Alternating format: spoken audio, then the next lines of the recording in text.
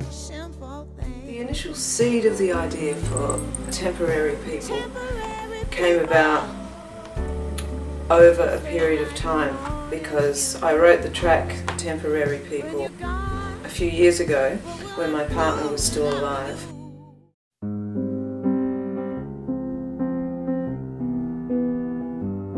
This is my third album. My first album was an album called Shacked Up in Paradise. It was more of a soul, more of a groove album.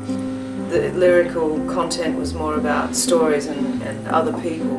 My second album, Work Songs, was an album of standards and with a couple of my own tunes thrown in, and that was done with a different kind of instrumentation to what I normally work with. That was done with acoustic piano and upright bass and drums. And so this is just more of an evolution of my second album. Find each other is all right now. It's the same kind of lineup, the same instrumentation, adding things. I added electric guitar and I added strings and backing vocals and electric bass on one track. It's a combination of soul music and jazz. I'm mixing what I do as predominantly a soul singer with these musicians who are basically trained as jazz musicians, who are into all kinds of music themselves too. So you get this really interesting combination and it creates its own flavour.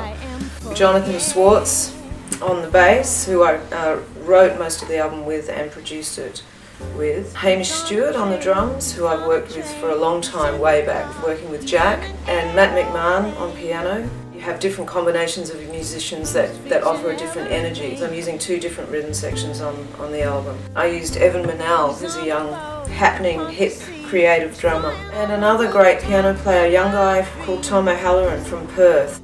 Tom and Evan have this great energy, so I use them on a couple of tracks together. Alright.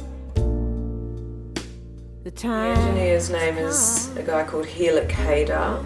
He lives in LA. He's worked with a lot of interesting people, Herbie Hancock, Joni Mitchell, Madeleine Perot. He's a friend of Jonathan Swartz, who I put the album together with. And it just so happened that he was in Australia at the time we were thinking of recording.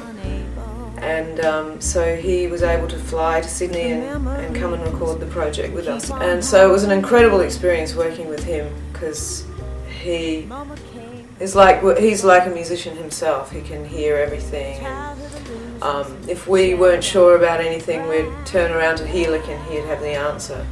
He's just a really beautiful man with a great musical talent and a great engineer.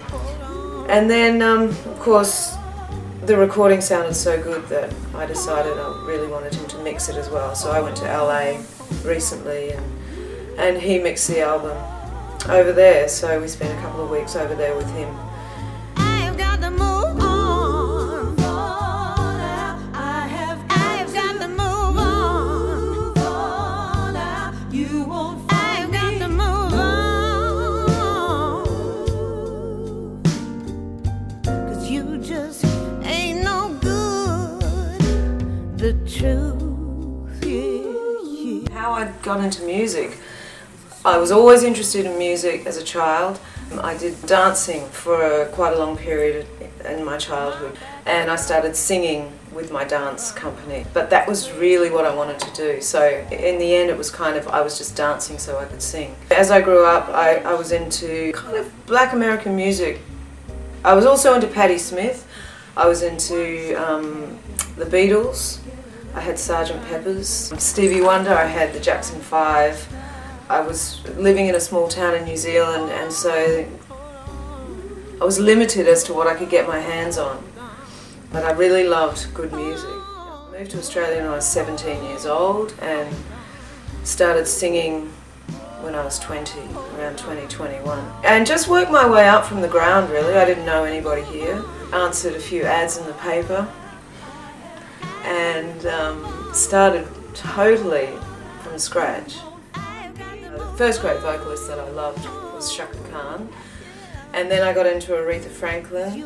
I was really into all kinds of music, but this was my foray into soul music, was when I first started getting to Aretha.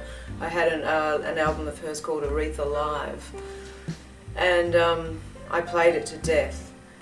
And I loved singing all the backing vocals, actually. I saw myself as a backing singer, but everyone else saw me as a lead singer. So gradually, you know, I started working with more experienced people until I met my partner, Jackie Ossowski, in the mid-90s. And that's really when my education in music began. One of the really important things that he taught me, and not just me, but everybody that worked with him, was he only ever picked musicians or singers that could really play. But what he did was, he never told people what to do. He always completely relied on what they could deliver, but he was always in charge. He managed to draw the best out of people. He always just allowed people to be themselves. The first night I worked with Jack, it was New Year's Eve 1993. I'd just come off the road singing background vocals with a number of different high-profile artists at the time, and they kind of wanted me to be this vibey kind of chick singer on stage. I kind of took that idea to Jack's gig. Later that night he said, you know, you're a really great singer, but why do you have to jump around like that on stage? And I sort of explained to him, well, you know, I've been doing these tours and that's kind of what they want me to do. And he went, well, you know what? When you work with me, you just got to sing.